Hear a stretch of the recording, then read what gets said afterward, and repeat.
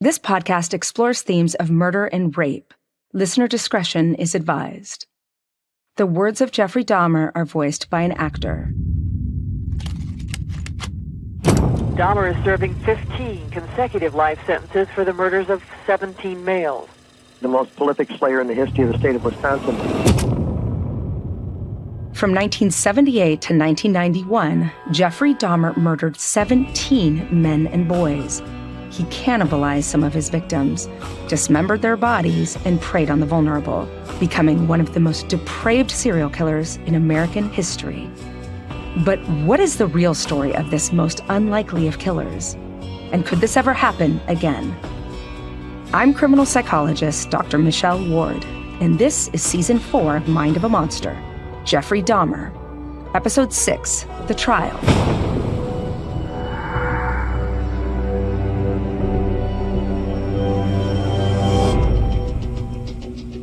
It's summer 1991, and the eyes of the world are on the city of Milwaukee, Wisconsin, where a 31-year-old man is in police custody after multiple body parts have been found in his apartment. But he is not the only story. Questions are being raised about how such a man could be unseen by authorities for so many years. And debate quickly focuses on one incident in particular: the circumstances of Conorak Synthesophone's death, the 14-year-old boy who the police had returned to Jeffrey Dahmer's apartment after he was found staggering in the street. Why did two police officers ignore a vulnerable child? Why was the neighbor who raised the alarm patronized and ignored? It becomes a fuse that lights a fire of anger and frustration toward the police. E. Michael McCann was Milwaukee's district attorney. Part of the thing that caused such an uproar in the community, a woman who was calling the police and saying, no, he's a young man, something's wrong here, check it. And they urged them, check it out closer, his age and so on. Had they gone back to the apartment, by that time, Conorak was probably dead. Or they'd asked, well, where's his card, his date of birth, his wallet, we want to see that. And the thing would have been done. And when the community found out about that case, fairly or unfairly, there was a lot of strong feelings about the police. The older officers were fired. Dennis Murphy was a lead detective on the Jeffrey Dahmer case. I want to know what he thinks. Why do you think it was that Dahmer's crimes went undetected by the police? Because he planned everything, and he was alone. He had control of everything. He had control of his apartment. He had control when he'd go into a bar and he'd pick out who he wanted. He would make sure he had control over it, over the situation. You'd take a cab, you'd have him drop him off a block away. Do you think some of his personal characteristics, like being white, mild-mannered, he was definitely clever in the way he talked to police, do you think that helped him in these situations he'd get into? No, I don't think so. I find it hard to agree with Dennis here. I believe the way Dahmer is seen and presents himself is precisely why he was able to go undetected for so long. And the racial dimensions to this case have many layers. Not only are the police accused of negligence, but as the identities of Jeffrey Dahmer's victims become known, the public finds it impossible to ignore the fact that he had been preying predominantly on young men and boys of color. Of his 17 victims, only 3 are white. He's labeled a racist killer. While tensions rumble on, Jeffrey Dahmer is interviewed extensively by police, FBI, and psychiatrists. And the scale of his disturbed mind begins to emerge. He tells them that he had an ambition to create a shrine of skulls. I was reading a lot of literature on it and wondering whether it was possible to gain even more power through rituals and stuff. That's why I had the altars set up and everything, with painted skulls. And he explains precisely how he cooked and consumed his victims' body parts. It started out as experimentation. Made me feel like they were more a part of me. On the stove, on the skillet, just like you prepare a regular piece of meat. They'd be cut into, sizes that were small enough to eat. Hearts, liver, thigh meat, biceps. I don't know how you describe it. You've had filet mignon, haven't you? Very tender.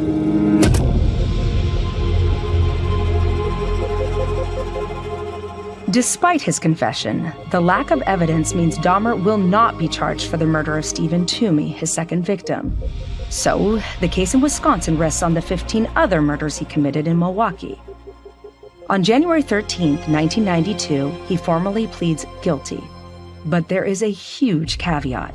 He claims to have been insane when killing his victims. It will go to trial, not to determine his guilt, but to determine whether Jeffrey Dahmer was insane, and an insanity verdict would carry a much lighter sentence. Is Jeffrey Dahmer trying to slip through the cracks again?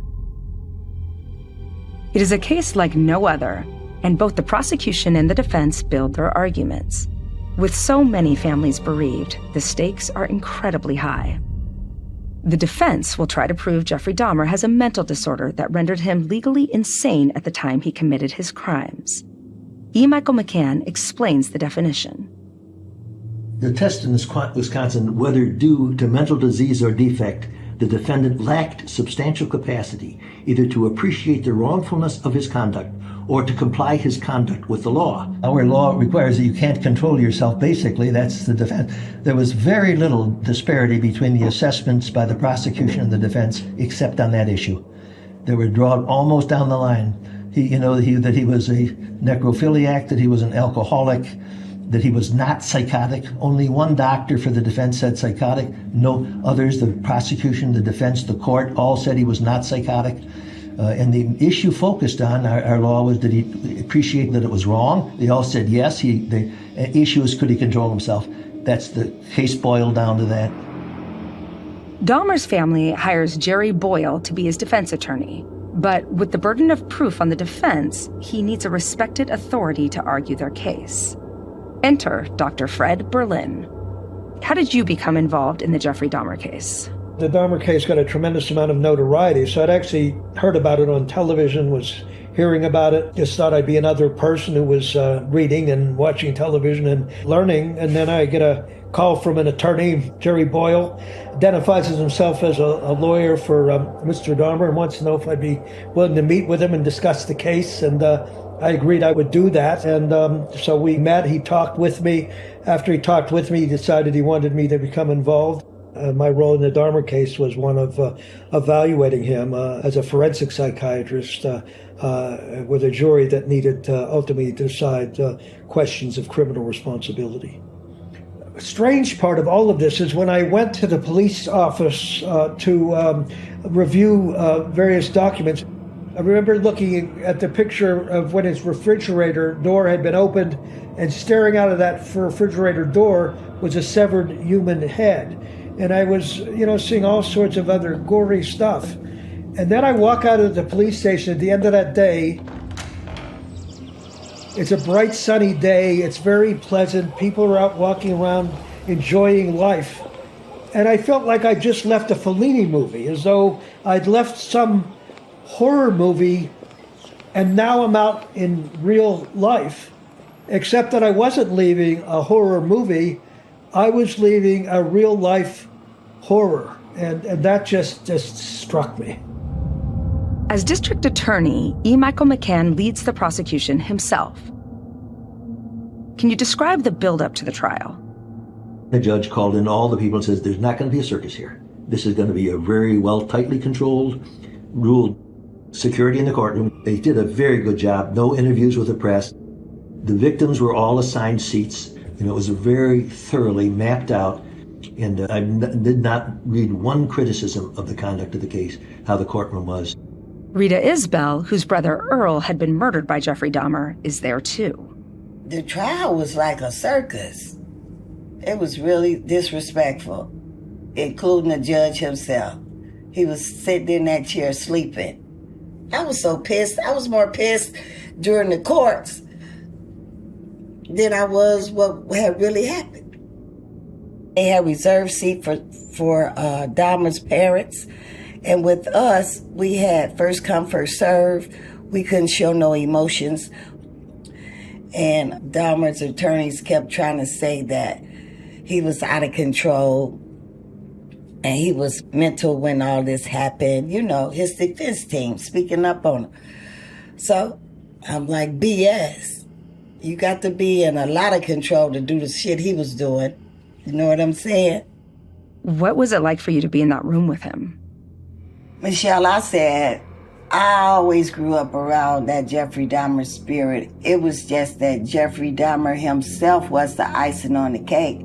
I knew evil right away when I saw it. I recognized it. I did. Evil was in my home. I'm not going to hide it. I'm not going to protect any family members. The media was there right from the beginning. What was that like? The local media here needs to be shut down. They really do. They came to my house and asking me all those questions, and it was some kind of crazy. My children were young then. I still had to maintain my life, take care of my children, deal with my mother and the world. Annie Schwartz had been the first journalist on the scene when the discoveries at Dahmer's apartment were made. She is one of many journalists to follow the trial. The thing that was so exciting to us as journalists was the very first time we were going to see Dahmer, like in person. And that was his initial appearance, when he first appeared in court. And we were all sitting there. I was in the jury box because they had to figure out, like, what are we going to, have the courtroom look like? Court TV had decided that this was going to be one of their first televised trials. People learned how to see behind the curtain, and they learned by watching this trial all of the backstory, because that's what you get when you watch a trial, is you get all the backstory. You get to not only hear how Jeffrey Dahmer became who he was, you get to hear all of the psychology. You get to hear all of the ways that the police were able to figure certain things out. Now, the Jeffrey Dahmer case was not a whodunit. No one knew there was a serial killer operating in the city. And when he was caught, there was no, gee, I wonder who did this. I wonder if he's going to be found guilty. But the trial was really a strange time, because Milwaukee was just this relatively quiet Midwestern city. Nothing really ever happens. And all of a sudden, a city that was minding its own business became the center of the universe. And that's what happened in Milwaukee, that all the eyes were on us. All the eyes were on our police department. All the eyes were on our racial dirty laundry. All of the eyes of the world were on our city, and not in a great tourism kind of way. So we were kind of dealing with that, as well as covering this trial. We were also dealing with the fact that the media from out of town were examining our city to see how all of this could have happened. And it was kind of offensive to a lot of us, because we were like, wait a minute, it's not our fault. What did Dahmer seem like in court? Did it seem as though he were insane? What I learned covering the trial was that this trial was going to be about the legal definition of insanity. This was about the criminal insanity of Jeffrey Dahmer and whether or not his actions fit that definition. This was a really nuanced thing, because we look at Charles Manson, right? He's got the swastika carved in his head. He's got those eyes that are just, out there. The hair is kind of flying all over the place, and we say that man is an insane person. But you look at Jeffrey Dahmer, and you look at someone who is very quiet. He's almost demure. He doesn't look you in the eye. He absolutely does not answer questions with any more than a monosyllabic answer to anything. Jeffrey Dahmer's father, Lionel, was at the trial too. In 2020, he shared his recollections with the Mind of a Monster team. What was it like? It was horrible. It was terrible. It was a terrible situation. All we could do was sit there and listen to the prosecuting attorney and Boyle, the defense attorney. It was just horrendous. It was just bad, really bad. Hurt badly. He didn't exhibit any emotion. He just sat with Boyle and his assistants and just listened. We didn't really get a chance to talk to him. As the trial gets underway, it is a tense time for all involved. I return to E. Michael McCann. Were you nervous? I mean, was there any part of you that thought you might not have gotten the verdict you wanted? If you aren't nervous, you're not a good trial lawyer. You got to have both. You got to have that intensity, that preparation, knowing anything can go wrong, and you better be ready. Yeah, I always, when I prepare a trial, I'm intense on it and on edge, and I'm not sleeping well at night and thinking about what'll come up tomorrow. And there's no such thing as a simple trial. I think even if you're serious, even disorderly conduct, you're gonna take it seriously. But yeah, I was under stress, of course. What was there in terms of an evidence trail? His statement, of course, was the most powerful thing against him, obviously. But these disappearances and his, the drugs in his apartment when he was arrested, there was different people's body parts in there. Was there ever a moment when you worried you might not have the jury on your side? Jerry Boyle, who was the defense attorney, is a very capable lawyer, and his best work is done before a jury. He's from Chicago, a level-headed guy, very likable. When he started arguing that Dahmer was like a train out of control, roaring down the tracks and couldn't stop himself, that's an interesting argument. And I thought, well, they're hearing a hell of a good argument here. One of my strongest arguments was when, with the young man that he had started to drill a hole and the guy got out on the street, the police arrived in the ambulance.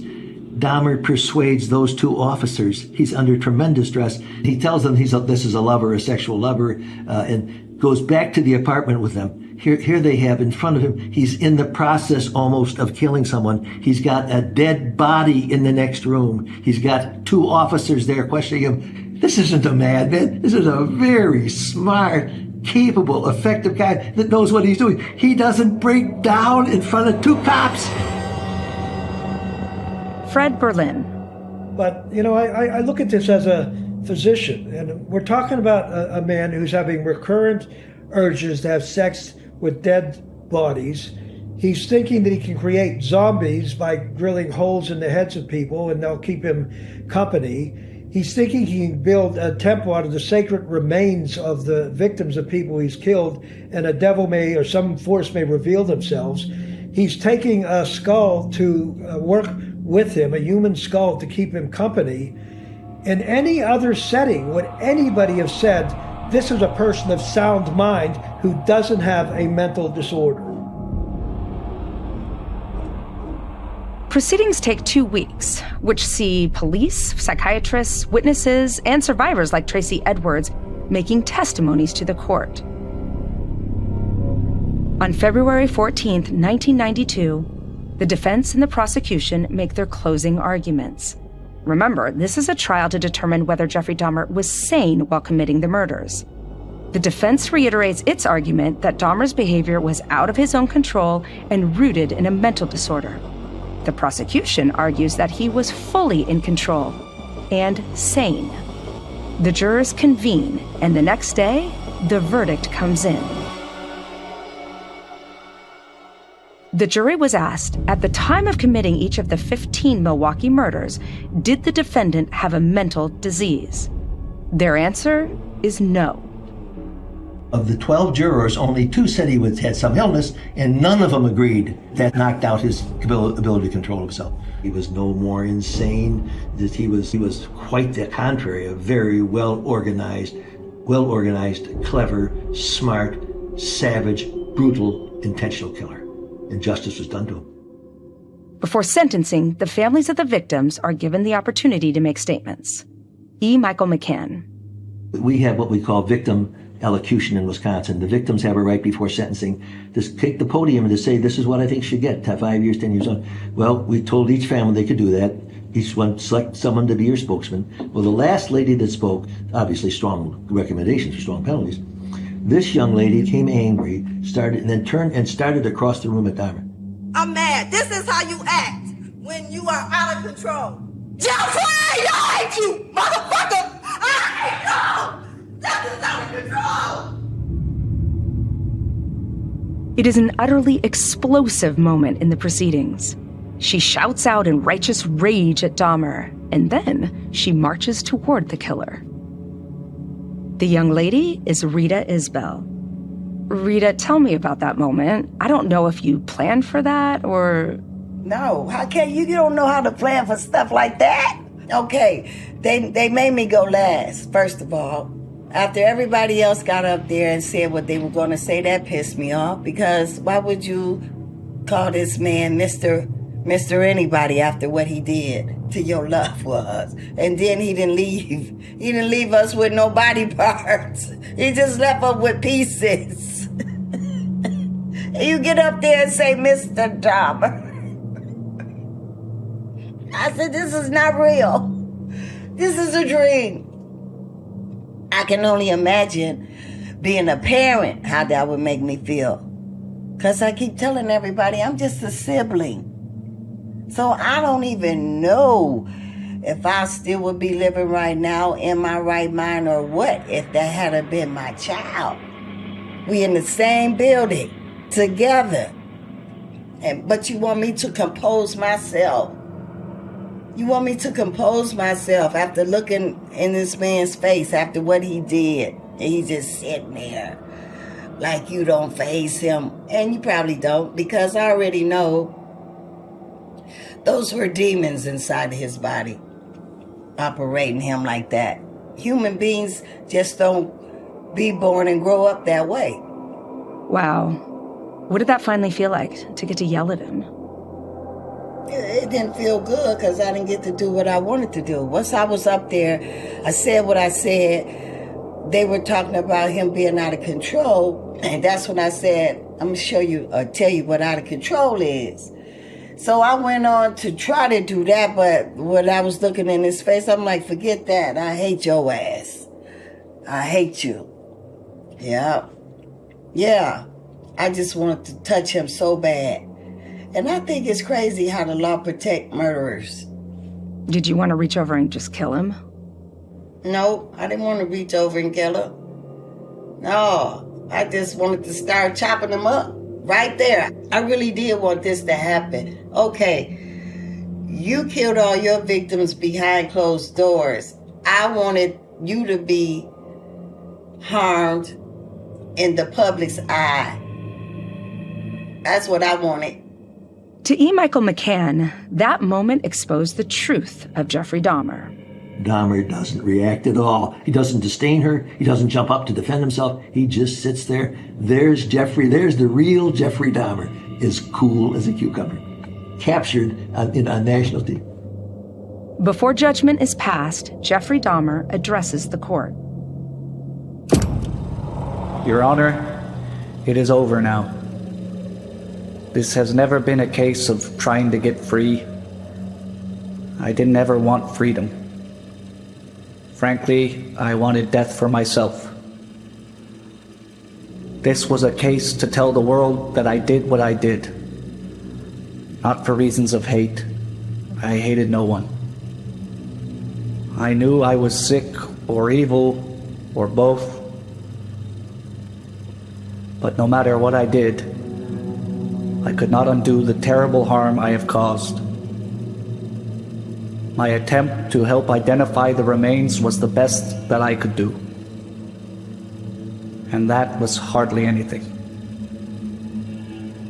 I feel so bad for what I did to those poor families, and I understand their rightful hate. I should have stayed with God. I tried and failed and created a Holocaust.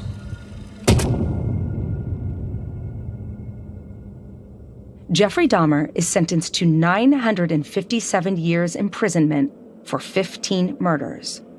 Dr. Fred Berlin, who was a witness for the defense, has misgivings. I have some thoughts about the jury. You know, the jury didn't even decide that he had a mental disorder. And again, you know, the families of the victims were there. There was no death penalty in Wisconsin. I think there was a sense that if he was sent to a psychiatric hospital rather than prison, that the families were going to feel that justice hadn't been done. And then, no, they wouldn't have. So, and yet the jury, they didn't get to the question of criminal responsibility. And in Wisconsin, it didn't have to be a unanimous verdict. But the majority of the jury said that this was a person that didn't have a mental disease or defect.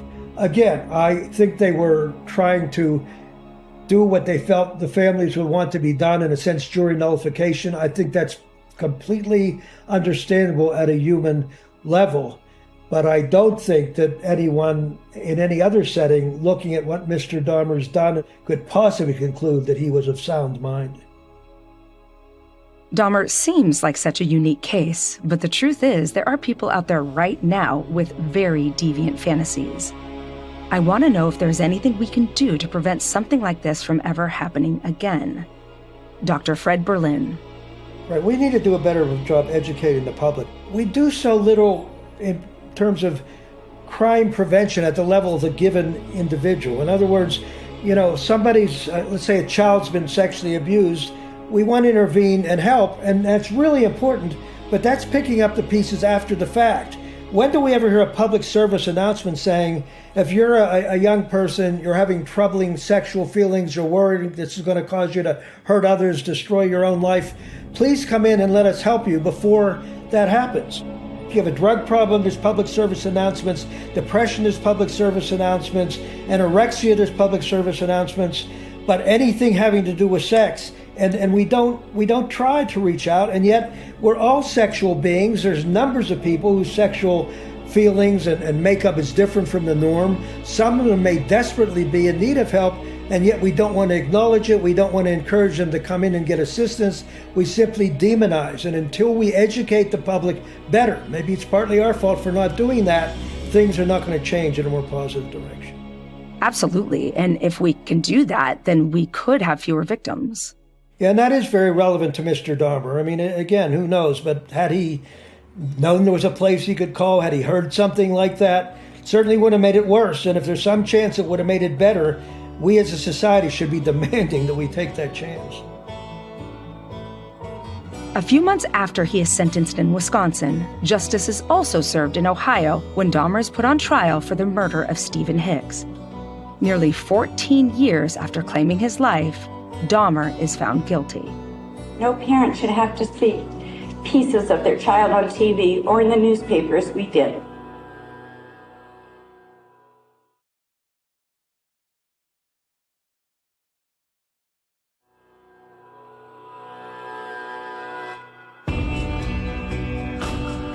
For the family and friends of those slain by Jeffrey Dahmer, the impact is incalculable. This is the father of Dahmer's 15th victim, Jeremiah Weinberger. His being out in the street was dangerous and terrible.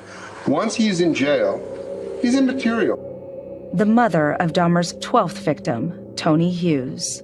You have to lay down with this, get up with this. You have to go each day with this, you know, birthdays, holidays, and just plain memories. The mother of Matt Turner, Dahmer's 14th victim. You never think about it until he hit your child, you know, your only child. I returned to E. Michael McCann. Do you think there was any part of Jeffrey Dahmer that truly regretted what he had done? Let's juxtaposition the two words, regret and sorrow. A regret, of course, he'd been apprehended his life. He'd not going to be in jail the rest of his life. So he certainly regretted it for his own self-interest. His ingrained lack of respect for human beings, to kill a man who just came into your home that you just met a few hours before, who means no ill will to you at all, to kill that man without any aggravation, you're a heartless, murderous, cold-blooded killer. And I don't think cold-blooded killers feel sorrow. Do you have any lasting thoughts about the Jeffrey Dahmer case? People that get desires like that, you got to realize they're dangerous, they're destructive. You have to get help.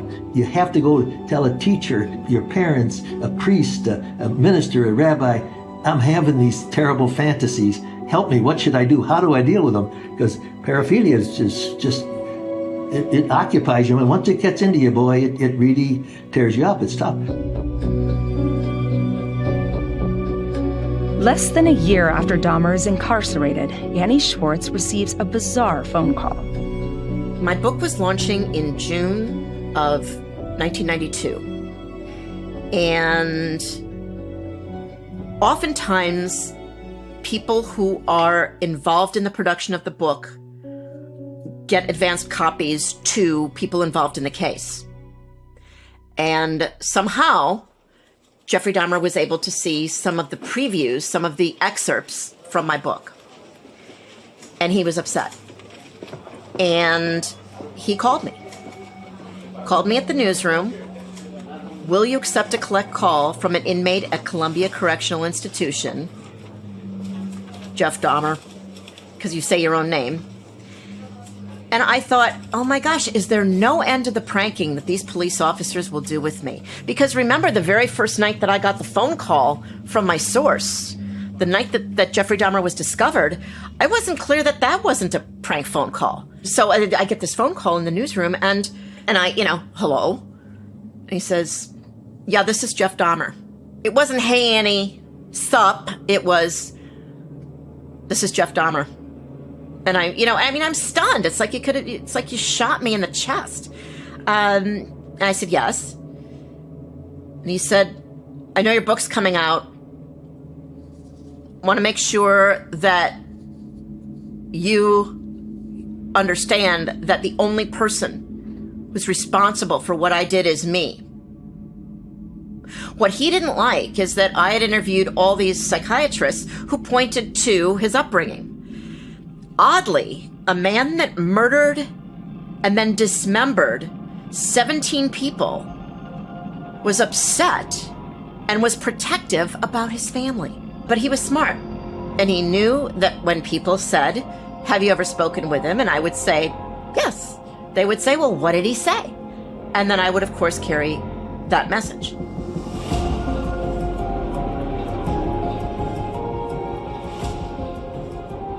It's 1994, and Pastor Roy Ratcliffe, a minister in the Church of Christ based in Madison, Wisconsin, gets an unexpected request. I got a call from a fellow minister who said that he'd gotten a call saying there's an inmate wanting to be baptized. And since I was closer to the prison, would I go and do it? I said, well, I've never done that before, but sure. What's the prisoner's name? He says, well, you might want to sit down for this one. And it was Jeffrey Dahmer. Had you heard of him before then? Well, of course, I'd heard about Jeffrey Dahmer because he'd been in the news and it'd been all over the television here, especially in Wisconsin. It was a big deal. So my question then was, well, why does he want to be baptized? What does he think he's doing? What's he hope to accomplish with all this? So those are the questions that I had. What were your impressions of Jeffrey Dahmer when you first met him? I didn't quite know what to expect when I first went to prison. I had seen movies, but I really didn't know what to expect, and so I was anticipating seeing him behind a glass wall or talking on a telephone or on a television or something of that nature. So I was quite surprised when they led me to a little room, 10 by 12 feet, with a table and chair, and had me sit down. This is unusual. And then a few minutes later, Jeffrey Dahmer comes to the door, closes the door, shakes my hand, and sits down across from me. And I'm sitting there thinking, wow, I'm in a room all by myself with a man who's killed other people. I mean, that's kind of a moment there where you're kind of thinking, oh, whoa, what's going on here, So then we began talking, and I said, well, why do you want to be baptized? And he starts talking to me. And I'm, at first of all, impressed with his courtesy and his politeness, and he's very respectful of me, and I'm a little bit surprised by that. I didn't quite know what to expect from someone who'd been in the news and who'd done some terrible things, and what he was talking about, what he wanted to do. So it was much easier talking to him because he was so respectful and so considerate and so forth to me, and so I got the impression that he was genuine. These are concerns that really matter to him a great deal, and as we continued to talk, I became even more and more convinced of that. And I had this sense that he was opening his heart up to me, so that made it much easier for me to talk with him because I felt that he was being truly honest and open with me. A lot of people have asked questions about that because from a distance they don't know. They weren't there, so they can't really determine that, but that's how I assessed the situation.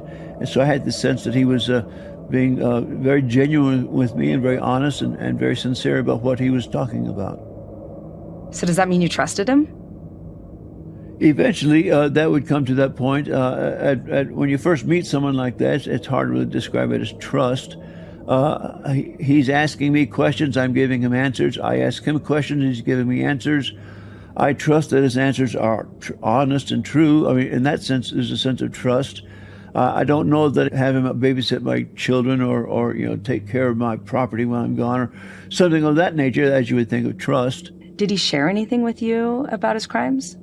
Yes, Jeff admired his father very much and wanted to be a scientist like his father, and the lobotomies was an attempt on his part to do something scientific to try to keep people. The point of the lobotomy was to keep the person alive and make them a servant of him. That was what it was all about. Of course, he didn't know how to do it right, and so it ended up always killing them.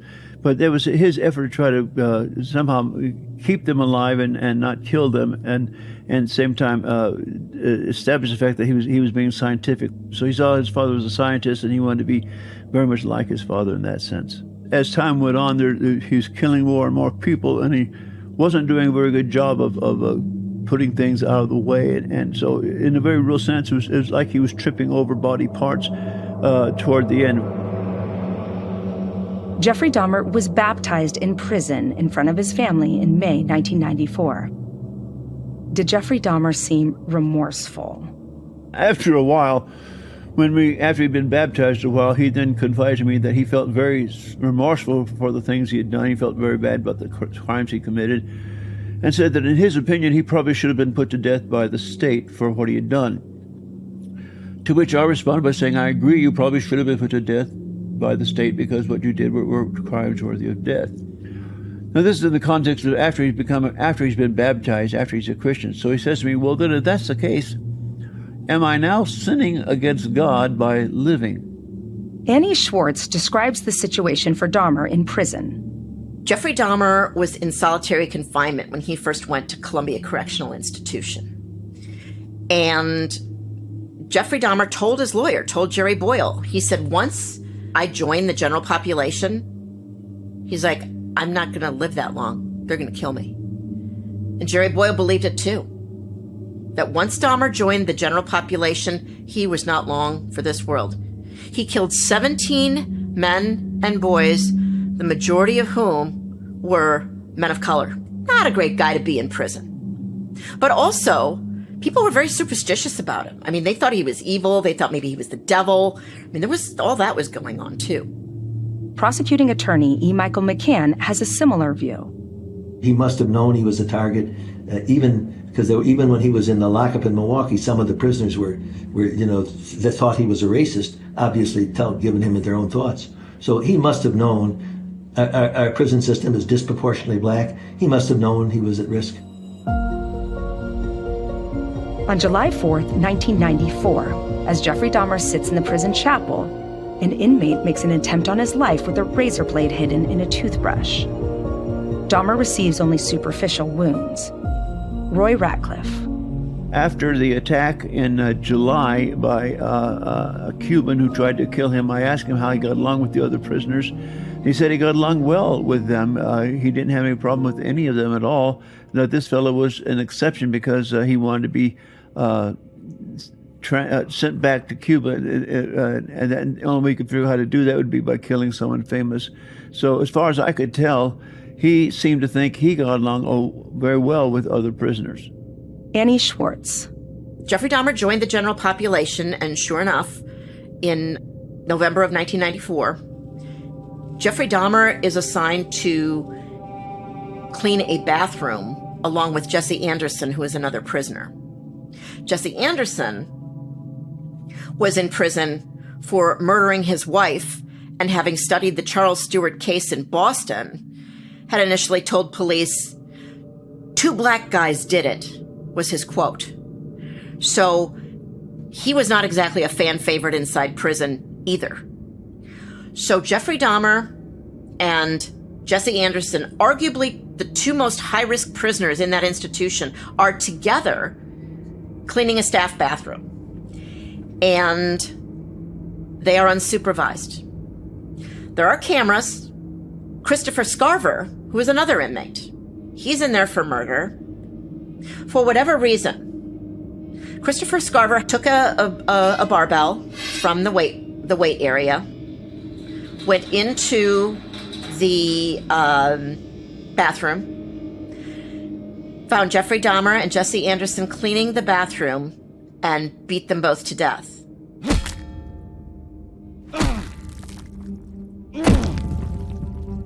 Dahmer and this other inmate, Jesse Anderson, were attacked in a recreation area, and that there was a great deal of blood. There is an irony to Dahmer's murder, in that he was killed with the same weapon he used to kill his first victim, Stephen Hicks, over 15 years earlier. What's interesting about the crime scene is that it's clear that Jesse Anderson fought. The crime scene photos don't really look like Jeffrey Dahmer fought. There was blood spatter. There was a handprint on the wall that was Jeffrey Dahmer's handprint in blood. And the analysis of those crime scene photos from people that look at these things for a living has been, it didn't really look like he put up much of a fight. At the time of his death, Roy Ratcliffe is probably the closest thing to a friend Jeffrey Dahmer has ever had. When Jeffrey was beaten to death in prison, when he was killed, were you sad? I was surprised to hear about it on the radio that he had been killed. And at first I thought they must have made a mistake. I was very sad because I felt like I'd lost a friend. The sister of Jeffrey Dahmer's 11th victim, Earl Lindsay, feels entirely differently. How did you feel when you first heard that he was killed in prison? And he was killed pretty brutally in the prison bathroom. It doesn't matter. You still had all your body parts. You was intact. What do you think the impact of all of this was on you personally? It stole my life. That's the impact. It's like I don't have control over my life anymore. You do the damage control and walk away and leave me hanging. That's the impact. There will always be those with the potential to become serial killers. What changes with each and every case we investigate are the circumstances in which the killer flourishes. When it comes to Jeffrey Dahmer, a unique moment in time brought on by the AIDS pandemic, traditional ideas of what a vulnerable missing person should look like, and the persuasive power of a polite white man all served to create a cultural blind spot. As Annie Schwartz said back in episode 4, the police antenna simply didn't go up. All but 3 of Jeffrey Dahmer's victims were reported missing. But opportunities were missed, witnesses and victims were ignored, and the dots were never connected. Jeffrey Dahmer didn't even serve 3 years of his 957-year sentence. He himself was dissected in death and cremated without his brain, which was preserved in a jar of formaldehyde at the Dane County Medical Examiner's office in Madison. It had been intended to be donated to medical science. But after a fierce legal battle between Dahmer's mother and father, the brain was released and eventually cremated as well. To this day, researchers are still trying to understand the mind of this monster.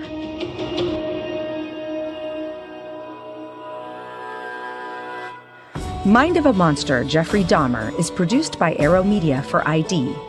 The executive producer for ID is Jessica Lowther. Arrow Media's producer is Rebecca Radiel.